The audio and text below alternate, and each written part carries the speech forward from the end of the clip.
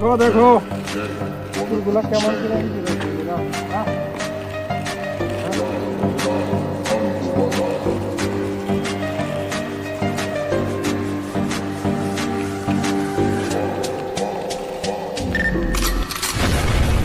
Finally এই কুকুরগুলা সকাল সকালে খিলালি, সকালে রাত্রে খিলালি আমার ভাল লাগে, মনটা ভাল লাগে। তাই আমি এদেরকে ঠিক রাখতে পারি না। রোজ আমি এখন এই কামই নিছি যে এই কুত্তাগুলা যাতে ভুগে না থাকে। যাই হোক, প্রতিবেশী কুত্তা একটা বাচ্চা আসতেছে খাবে, এটাই আমার মনে আনন্দ। আশা করি আপনাদের মহল্লা গ্রামে যদি কোনো এই ধরনের থাকে বোবা জিনিস, তো আপনারাও দেখাশোনা করবেন, কারণ এরা মানুষের উপর নির্ভরশীল।